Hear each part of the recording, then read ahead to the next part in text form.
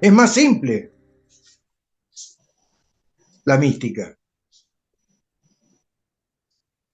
No tiene tantos enredos intelectuales, no hay tanto hermetismo cuando se la comprende.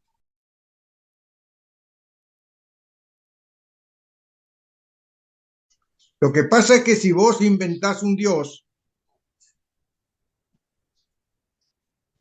sin ninguna consistencia que le pueda dar elementos a la capacidad humana de sentirlo, pero sentirlo como algo real, estás inventando un Dios ilusorio.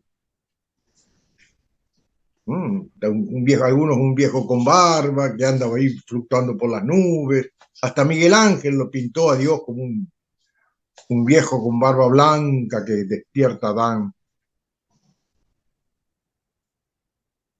Y Dios no es un viejo con barba ni algo antropomórfico. Es la propia unidad. En el caso particular de cada uno es ese mundito que somos. Esa esferita, esa unidad, la unidad de esa esferita, eso es Dios. La unidad de la esfera del mundo también es Dios, pero que ha sido derrotado y reemplazado por el Dios materia.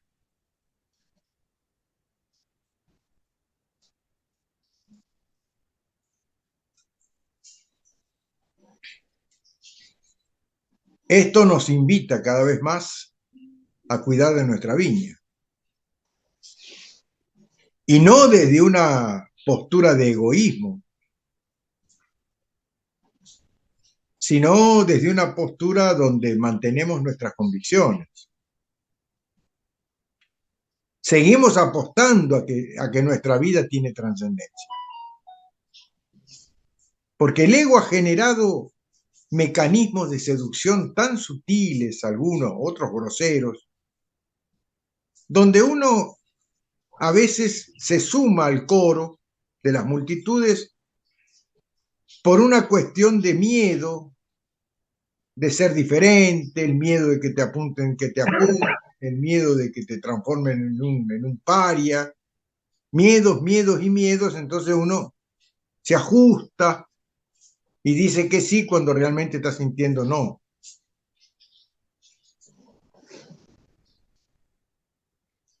Eso es lo que es un diálogo carente de toda trascendencia.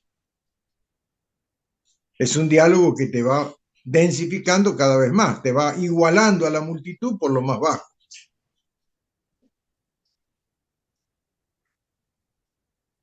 En cambio, cuando la búsqueda de la tierra prometida es una meta que no nos olvidamos, pero no porque buscamos una isla paradisíaca, sino porque sentimos que nuestro pequeño mundo se puede ir transformando en la dirección de ser un mundo mejor, y descubrimos que eso es posible porque tiene nuestra medida, pero que es necesario mantener la convicción de la tierra prometida.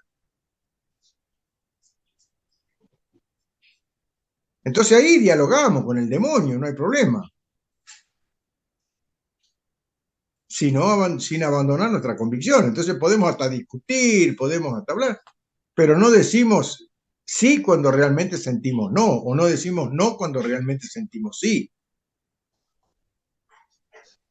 Trataremos de mostrar nuestra mejor versión, nuestra mayor capacidad de convicción o de seducción, si lo querés, para que lo que digo sea escuchado por lo menos.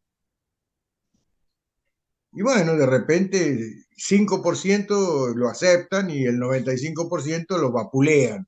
Bueno, ese 5% es lo posible dentro de mi construcción y dentro de mi diálogo con el mundo.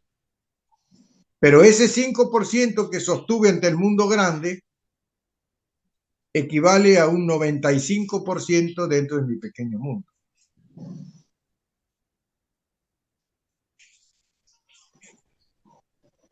Es una proporción real la que estoy diciendo. Es decir, no en el número, sino en el concepto.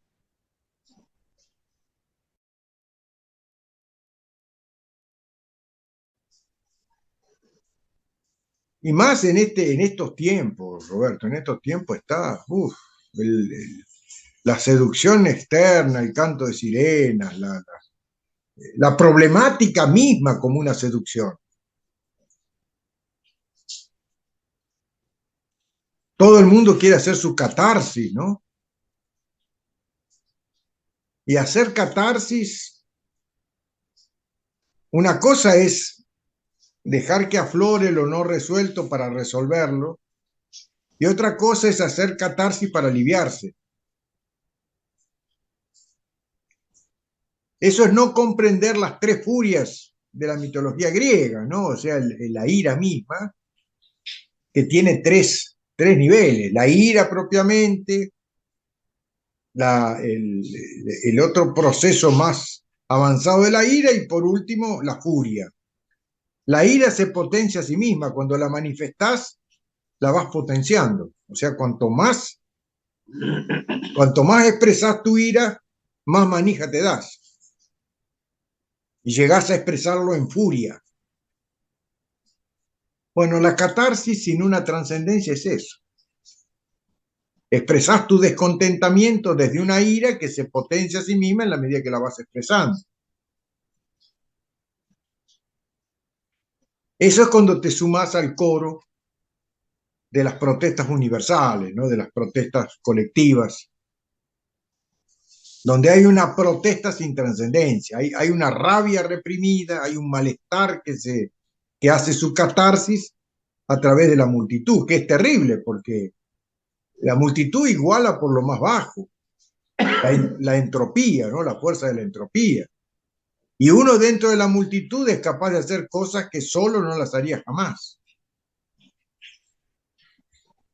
Dentro de esa imantación colectiva que van y gritan y saltan y rompen todo, bueno, el individuo se transforma expresa lo peor de sí.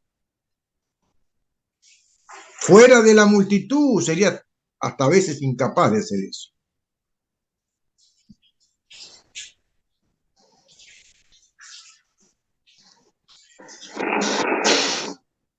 Todo esto lo tenemos que ir